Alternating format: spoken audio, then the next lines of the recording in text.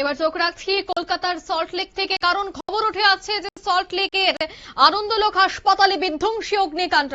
সকালে প্রচুর রোগী এবং রোগীর আত্মীয় পরিজনরা আসেন হাসপাতালে, কারণ এই হাসপাতালে প্রতিনিয়তই রোগীর আনাগোনা বেশি থাকে এবং আজকেও সকালে পরিস্থিতি স্বাভাবিক ছিল, কিন্তু মুহূর্তের মধ্যেই সেই স্বাভাবিক পরিস্থিতি অস্বাভাবিকে পরিণত হয়, কারণ বিধ্বংসী অগ্নিকাণ্ড। দ্বিতলে এই অগ্নিকাণ্ডটি হয় বলে জানা গেছে। হাসপাতাল থেকে রোগীদের বের করে অন্যত্র নিয়ে যাওয়া হয়েছে। সল্টলেক আনন্দলোক হাসপাতালের এই ছবি আপনারা দেখতে পাচ্ছেন এক্সক্লুসিভ।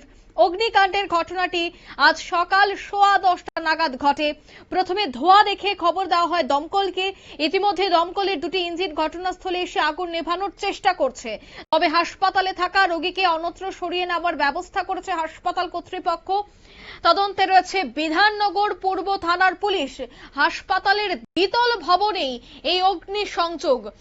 মুহূর্তের মধ্যেই আগুন ছড়িয়ে পড়ে, তবে দমকল কর্মীরা তড়িঘড়ি ঘটনাস্থলে ছুটে এসে তাদের তৎপরতায় আগুন নিয়ন্ত্রণে রয়েছে। এ বিষয়ে হাসপাতাল কর্তৃপক্ষ এবং প্রত্যক্ষদর্শীরা কি বলছেন পরপর শোনাবো। আমাদের 9:30টার সময় আমাদের একটা মাসি ওইখানে ঝাড় দিচ্ছিলেন ক্যাটল্যাবে ফার্স্ট ফ্লোরে। তো উনি দেখলেন ধোঁয়া বেরোচ্ছে, তো উনি সবাইকে অ্যালার্ট করে দিলেন। তো অ্যালার্ট করার সাথে সাথে আমাদের যে মেডিকেল প্যারামেডিকেল যে স্টাফরা আছে ওরা কুইক ডিসিশন নিলেন। একজন দমকলকে ফোন করলেন, আর বাকি সবাই আমাদের 44 পেশেন্ট ভর্তি ছিলেন, ওদের সবাইকে আমরা আমাদের সেফলি আমরা শিফট করেছি CKCL এ। তো কোনো ফ্যাকাল্টি নেই, কেউ ইনজিওর্ড নেই, even the patient, even the staff সবাই একদম ঠিক আছে। 1 ঘন্টা পরে যখন দমকল আসে তখন জানা যায় ওর কাছে জল নেই। এই 15 মিনিট আগে বাকি দুটো দমকল এসছে, কিন্তু তার আগে আগে ফায়ার একদম কন্ট্রোল হয়ে গেছিল, আগুনটা ছড়ায়নি।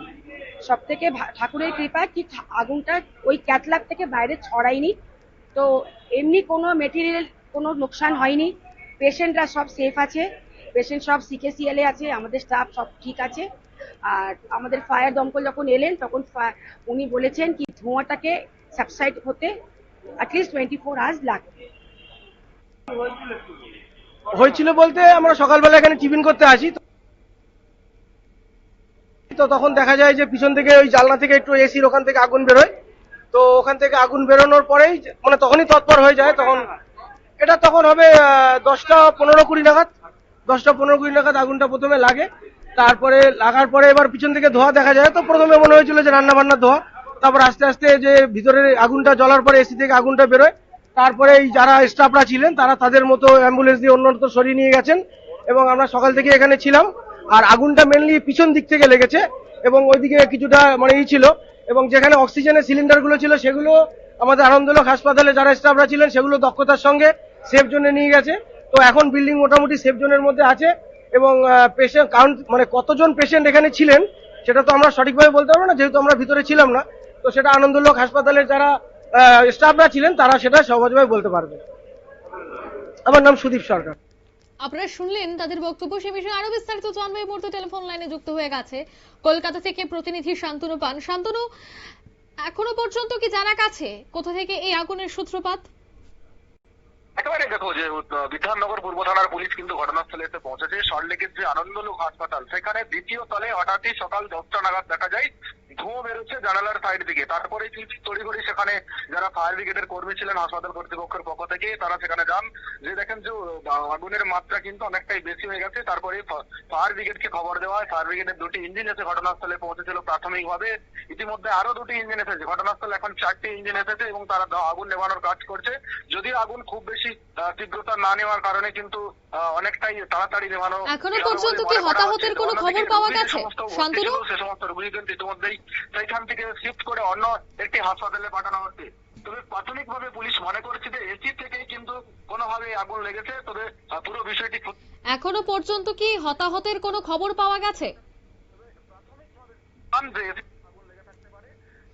এখনো পর্যন্ত বেশ কিছু রোগী কিন্তু ভেতরে রয়েছে, তাদেরকে সম্পূর্ণভাবে সেখান থেকে বের করে অন্য হাসপাতালে নিয়ে যাওয়ার চেষ্টা চলছে। তো আগুন অন্যদিকে নিয়ন্ত্রণে আনা গেছে। দমকলের 4টি ইঞ্জিন প্রাথমিকভাবে এখন অর্থাৎ জানা গেছে যে এখনো পর্যন্ত কিন্তু দমকলের 4টি ইঞ্জিন রয়েছে এবং তারা ঘটনাস্থলে থেকে এই আগুন নিয়ন্ত্রণে আনার চেষ্টা করছে। পশ্চিমবঙ্গের কলকাতার সল্ট লেকের এই ঘটনা, যেখানে রোগীদের মধ্যে মুহূর্তের মধ্যে আতঙ্ক ছড়িয়ে পড়ে। অন্যদিকে এই অগ্নিকাণ্ডের ঘটনা বা এই ধোঁয়ার বিষয়টা জানার সঙ্গে সঙ্গে কিন্তু রোগীদেরকে সেখান থেকে সরিয়ে আনা হয়। তবে তদন্তে রয়েছে বিধাননগর থানার পুলিশ। নিয়ে নিচ্ছি ছোট্ট একটি বিজ্ঞাপন বিরতির সঙ্গে থাকুন।